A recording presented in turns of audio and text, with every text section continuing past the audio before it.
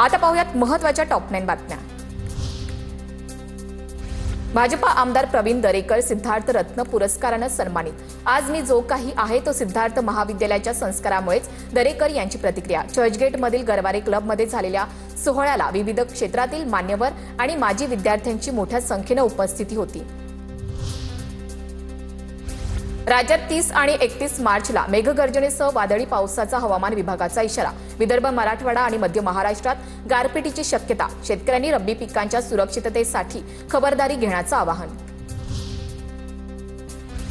ठाणे महापालिकेच्या शाळांना पालकांची पसंती। 2025-26 या वर्षात 1937 विद्यार्थ्यांचा पट वाढल्याची माहिती।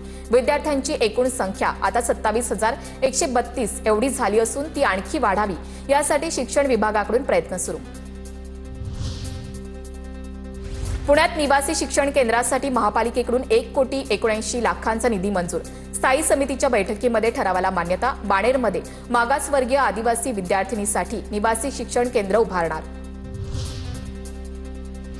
1 एप्रिलपासून प्रमुख बँकिंग एटीएम व्यवहारांच्या नियमांमध्ये आणि शुल्कामध्ये मोठे बदल होणार। नवीन आर्थिक वर्षाच्या सुरुवातीलाच सर्वसामान्यांच्या खिशाला कात्री लागणार। डेबिट कार्ड आणि QR कोडच्या माध्यमातून एटीएममधून पैसे काढण्याची सीमा बदलणार। आरटी प्रवेशासाठी आता मार्च अखेरपर्यंत मुदतवाढ देण्याचा निर्णय। 25 मार्चपर्यंत देण्यात आलेली मुदत 31 मार्चपर्यंत वाढवली। राज्यातील 4थी आणि 7वीच्या शिष्यवृत्ती परीक्षा 26 एप्रिलला पार पडणार। विद्यार्थ्यांनी मुख्याध्यापकांकडून प्रवेश पत्र प्राप्त करून त्यावरील सर्व तपशील काळजीपूर्वक तपासण्याचं आवाहन। व्हॉट्सअॅपकडून आयफोन वापरकर्त्यांसाठी महत्त्वाची सुविधा सुरू। आता एकाच फोनवर 2 व्हॉट्सअॅप खाती चालवता येणार। ॲपमधील प्रोफाईल चित्रावरून सध्या सक्रिय खातं ओळखणं देखील सुलभ होणार।